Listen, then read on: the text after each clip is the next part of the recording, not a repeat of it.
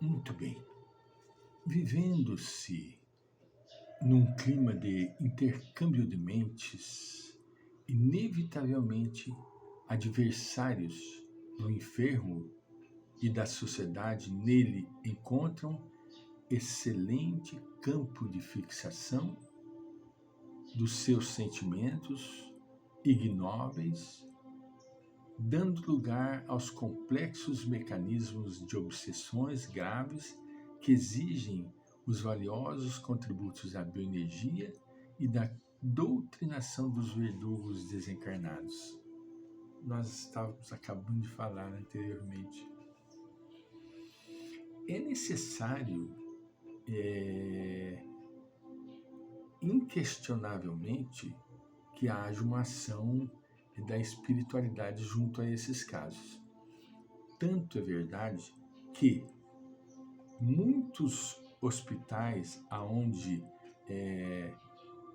internam pessoas com quadros de psicopatologia, existe lá o recurso psicoterapêutico fazendo uso da bioenergia, fazendo uso da fluidoterapia, fazendo uso da comunicabilidade. Através da comunicabilidade, nós vamos notar o quanto é grave um quadro desta natureza, porque manifestam-se as mentes que estão vinculadas ao paciente. O paciente não é só o paciente, ele é também o portador de doenças mentais e mediúnicas. Há participação de mecanismos mediúnicos por onde os obsessores abusam do coitado ignorante. E, geralmente são pessoas simples no seguinte sentido, do conhecimento. São pessoas maldosas, pessoas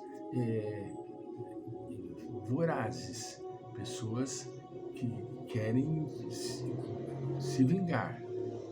E com isso atraem para si entidades similares, criando uma sinergia onde eles se nutrem um do outro. É uma simbiose. Vivem simbioticamente, não é? A inclinação para a violência atrai equivalentes do além-túmulo, gerando intercâmbio pernicioso, no qual a ferocidade das personalidades intrusas, que são os espíritos, mescla-se com o temperamento desorganizado do hospedeiro, tornando-se mais grave a doença que ameaça o cidadão e a sociedade. É uma pena, porque o indivíduo, por si só, já não logica mais.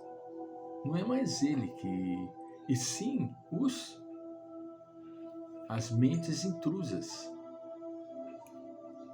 Ferocidade, personalidades intrusas. Personalidades intrusas mergulham sobre ele,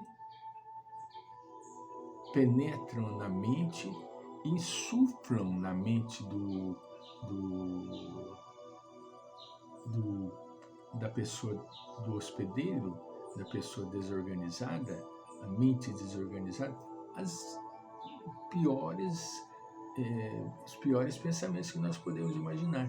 E quando ele age por si, mas movido por essas entidades.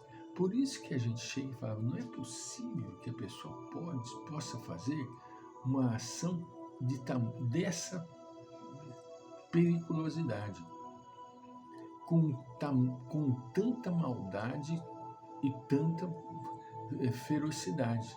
Pode, porque ele está simplesmente vinculado a entidades maldosas, que ele abriu o campo de energia para que isso acontecesse e ocorresse. Ah, mas como isso pode acontecer, Francisco? Não existe a assistência espiritual, não existem os benfeitores espirituais. Existe, mas ele, por sua vez, não quer que isso aconteça. Para que a manifestação dos benfeitores e dos amigos queridos se manifestem, a pessoa tem que querer. Não é possível, assim, a bel prazer as coisas acontecerem. Não. Tudo possui uma matemática, ação de organização, uma matemática organizada. Do contrário, não tem como as coisas acontecerem. Ele, eu diria, o hospedeiro, né?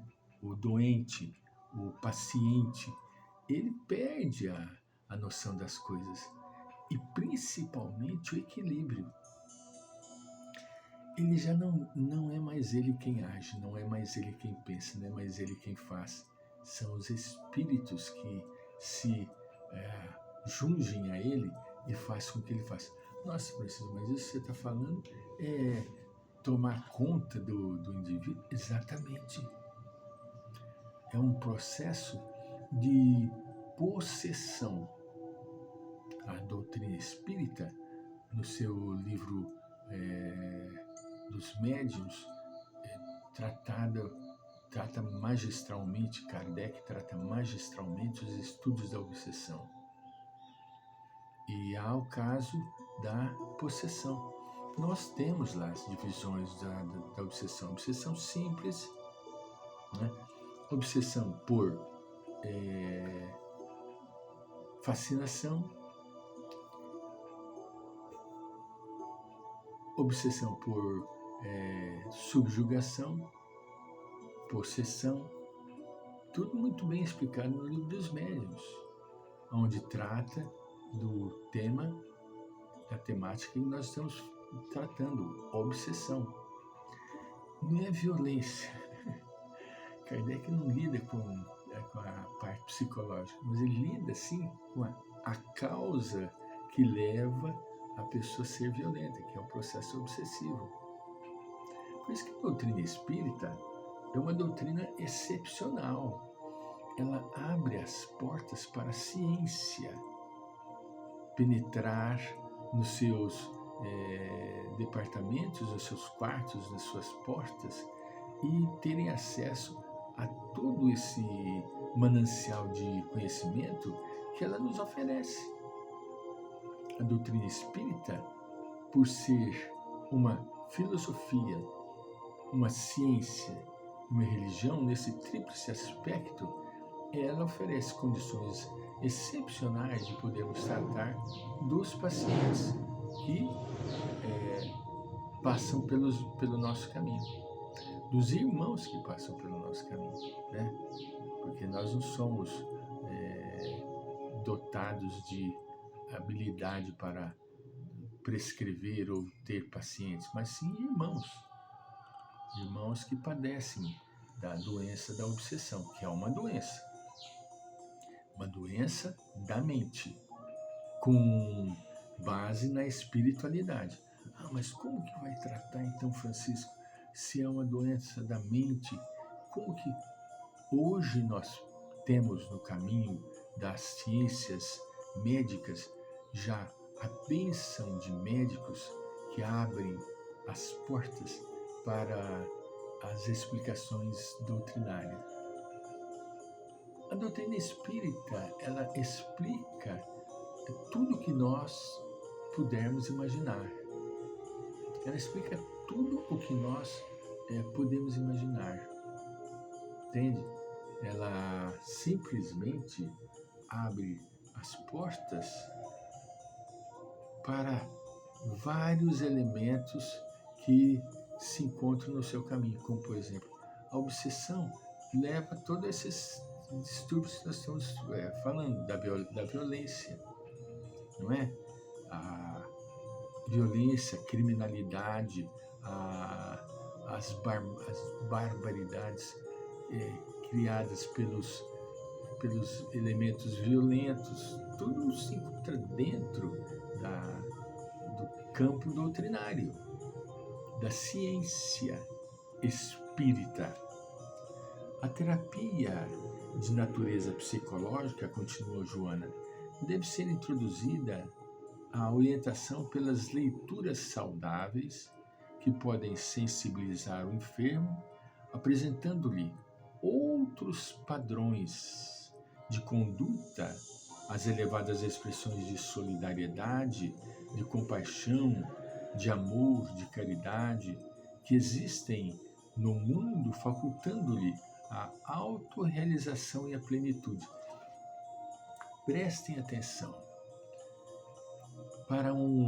Eu posso dizer isso com certa propriedade, porque eu lidei, não digo por mim, pelo amor de Deus, tem milhares de pessoas que fazem muito mais, mas nós tínhamos um trabalho na instituição que nós recebíamos as pessoas em desalinho com a natureza emocional, ficávamos com ela o dia todinho.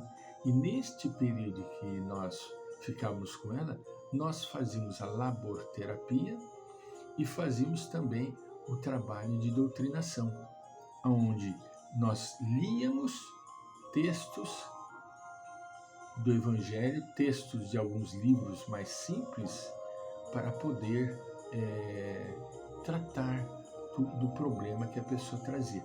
E graças a Deus nós tivemos êxito, não por nós, mas pelo crédito da pessoa e também pela espiritualidade que acreditava na possibilidade de nós fazermos alguma coisa. Voltaremos.